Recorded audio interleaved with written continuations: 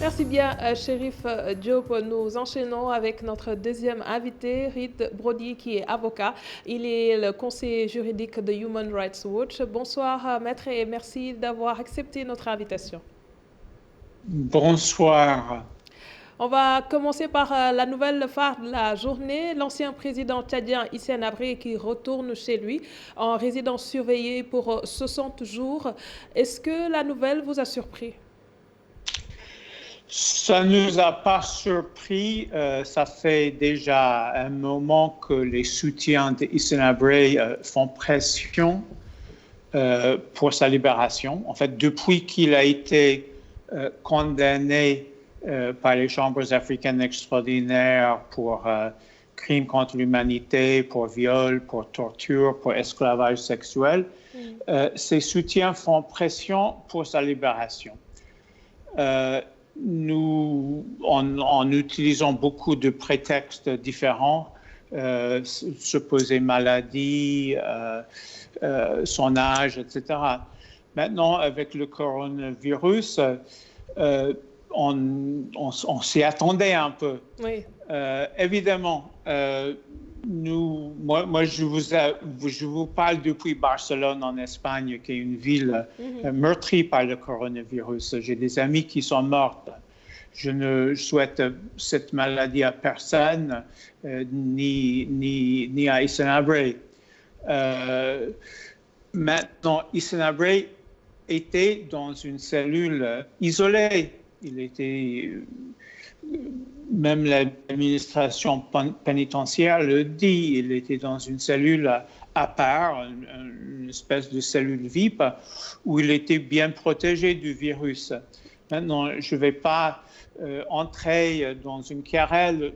Un homme de 78 ans, il est évidemment très vulnérable à cette maladie. Donc, nous prenons au mot le gouvernement sénégalais quand il dit que cette mesure est pour la santé et d'Hissène Habré et pour les autres prisonniers. Oui, le Cap Manuel qui va servir de lieu de détention pour les nouveaux détenus, c'est l'argument qui a été avancé par le juge d'application des peines au tribunal de Dakar.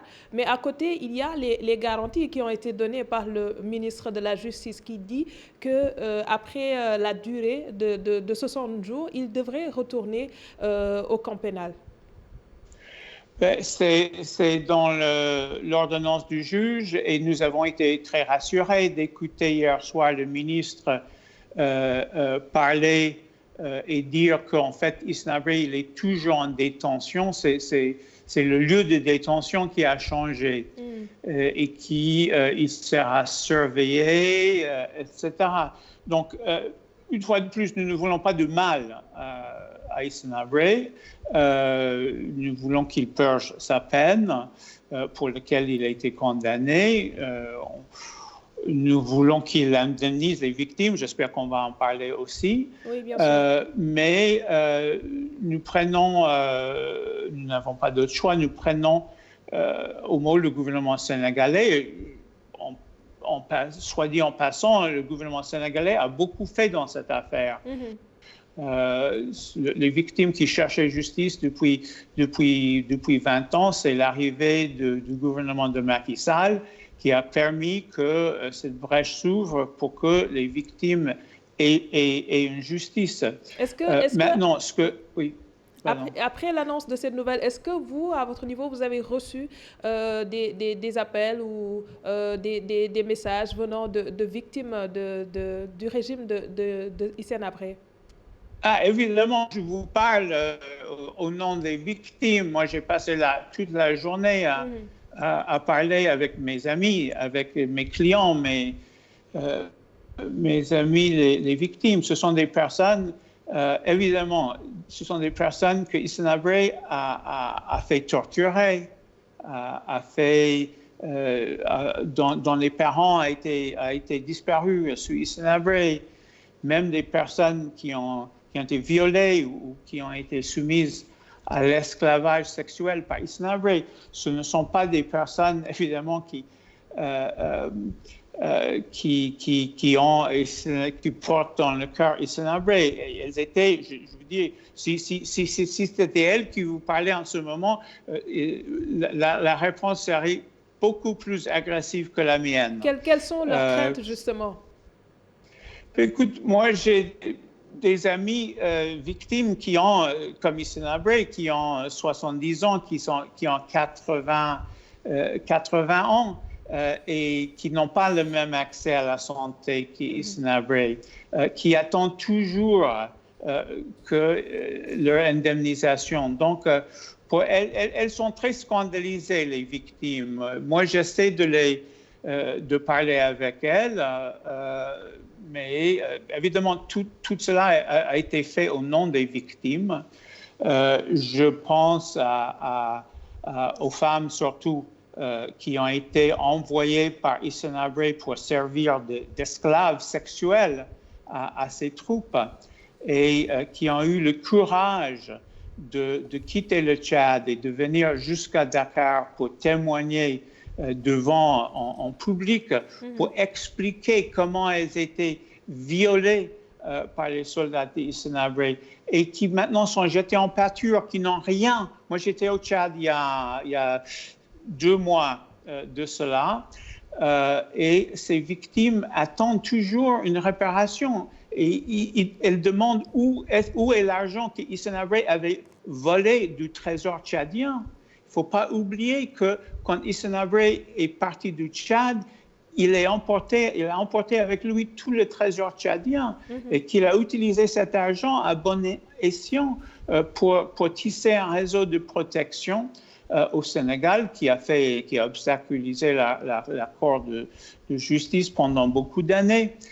Et c'est ces mêmes soutiens qui s'agitent en ce moment. Le tribunal a prononcé la sentence et on s'attendait à ce qu'il verse des dommages et intérêts à hauteur de 82 milliards de francs CFA, si je ne m'abuse. Est-ce qu'entre-temps, il a commencé à verser une partie de ce montant ou jusqu'à présent, rien n'a été fait? Mais pas du tout. Et c'est là où c'est très difficile pour les victimes de comprendre. Moi, évidemment, il faut être... Moi, je ne discute pas les questions de santé. Oui. Il faut protéger la santé d'Hissène Habré comme il faut protéger la santé de tout le monde.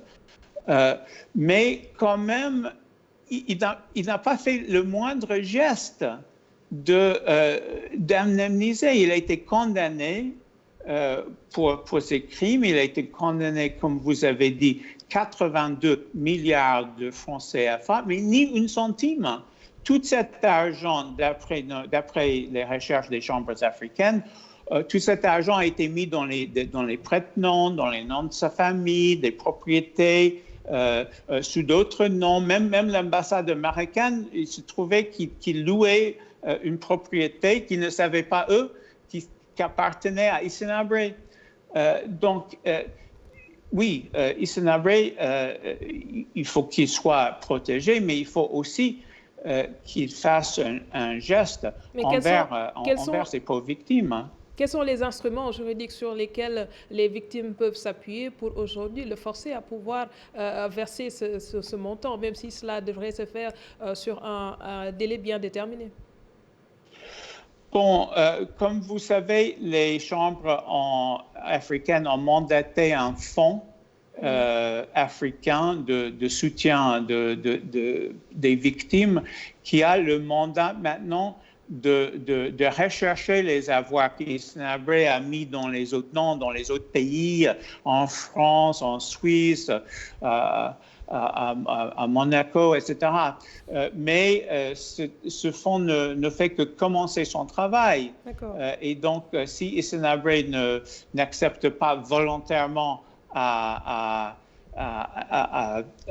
satisfaire le jugement du tribunal, il faudrait que ce fonds fasse des recherches fouillées dans les comptes de sa femme, de sa famille, etc. Alors, autre chose, c'est que vous le disiez tout à l'heure, la question de la grâce a été agitée, même si dans son cas, ici à Ouakam et à côté de chez lui. Beaucoup se réjouissent déjà en pensant qu'il s'agit d'une libération. Mais dans l'état actuel, est-ce qu'un État comme le Sénégal peut aujourd'hui gracier un détenu comme Hissène Habré? Mais justement, non. Et on était très rassurés d'entendre le ministre de la Justice hier dire exactement cela. Hissène Habré est un prisonnier de la communauté internationale.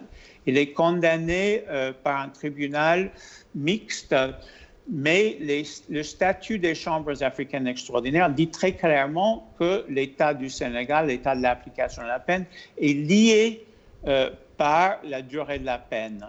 Donc, une procédure de grâce devrait passer par l'Union africaine.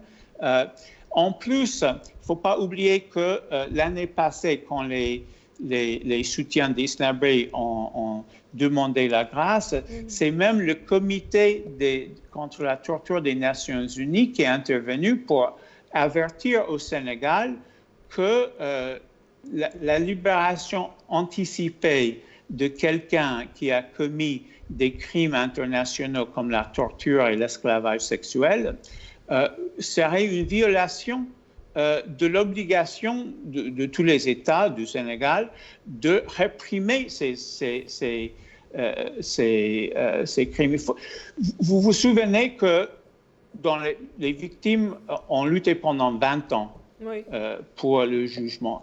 Et le gouvernement d'Abdoulaye Wade avait été condamné par la Cour internationale de justice à La Haye pour avoir manqué à son obligation de juger ou d'extrader Hissène Habré.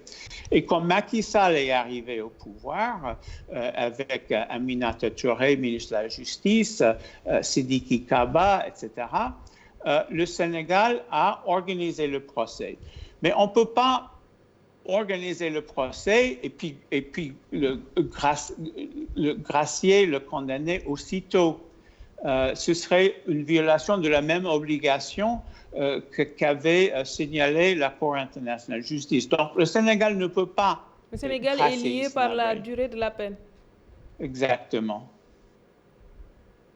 Maître, aujourd'hui, qu'attendent les victimes? Parce que c'est important qu'on puisse savoir. Il est vrai qu'aujourd'hui, il est en résidence surveillée, mais à leur niveau, quelles sont leurs requêtes? Qu'est-ce que ces personnes souhaiteraient aujourd'hui? Est-ce qu'elles acceptent le fait qu'il puisse être, même si c'est chez lui, qu'il puisse être là-bas, mais qu'il soit surveillé comme s'il était toujours en détention? Moi, je comprends la mesure, toujours qu'il soit provisoire, qu'à la fin de 60 jours, ou disons qu'à la fin de la crise sanitaire qui la nécessite, qu'il regagne la prison, comme a dit l'ordonnance du juge. Maintenant, mes amis, les victimes le voient, ils sont plus sceptiques. Hein. Et ils sont peut-être moins... Évidemment, moi, je n'ai pas été torturé sous Hissène Habré. Moi, je n'ai pas un parent qui a été assassiné sous Hissène Habré. Donc, moi, je suis militant, je milite à côté de ces victimes, mais je n'ai pas senti en mon chair ce que les victimes ont dû endurer. C'est difficile pour eux de l'accepter. Alors, qu'est-ce que vous comptez faire aujourd'hui?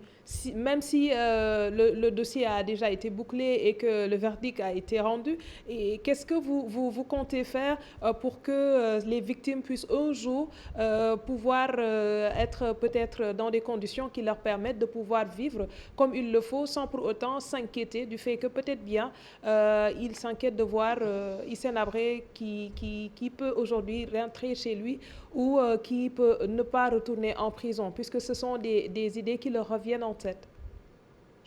Écoutez, justement, le combat, malheureusement, on voit que la même ténacité et persévérance dont les victimes ont fait preuve pendant 20 ans pour arriver au jugement, maintenant sont nécessaires pour recevoir les indemnisations. Moi, j'étais avec le président de l'Association des victimes, Clément Abaïfouta, en janvier à Addis Abeba, pour motiver l'Union africaine à opérationnaliser au plus vite ce fonds pour obliger Hissène-Habré à débourser ces indemnisations, ou au moins pour aller chercher son argent. Les victimes ont aussi, et c'est un autre volet de cette histoire, il y a eu le procès d'Hissène-Habré au Tchad, oui. Mais vous savez que grâce à la ténacité des victimes, il y a eu un autre procès à Djamena, où 21 des complices de Hissène-Habré ont été condamnés. Et l'État du Tchad a été condamné à payer presque la même chose que Hissène-Habré, mais par un tribunal tchadien. Et le gouvernement tchadien n'a pas la volonté politique depuis 5 ans maintenant. C'était il y a quelques semaines, le 5e anniversaire de cette décision. Le gouvernement n'a pas indemnisé les victimes. Donc, des deux côtés, du côté de Hissène-Habré et de l'Union africaine, et du côté du gouvernement tchadien, on a jeté ces pauvres victimes en pâture. Est-ce que vous êtes confiant? Moi, je me bats, je suis optimiste, je me rends compte que le travail a été fait à moitié. La condamnation d'Hissène-Habré en soi était évidemment très, très important, mais les victimes en sont conscientes. Hein, ce sont des gens qui ont, par leur obsession, leur acharnement, ils ont fait avancer l'histoire. C'est la première fois dans le monde que les victimes s'organisent et ce sont vraiment des personnes très pauvres. Moi, chaque fois que je vais au Tchad, je remarque que ce sont vraiment des pauvres parmi les pauvres qui ont, par leur persévérance, changé l'histoire. Et donc, je ne peux... Quand je vais au Tchad, chaque fois, ça me motive de continuer ce combat pour que ces victimes aient une réponse et une compensation digne de leur souffrance, mais aussi de leur combat. Merci. Merci beaucoup, Maître Rit Brody, qui est conseiller juridique de Human Rights Watch. Merci également à vous qui nous suivez de partout. On se donne rendez-vous demain à la même heure. Passez d'excellents moments en compagnie de nos programmes.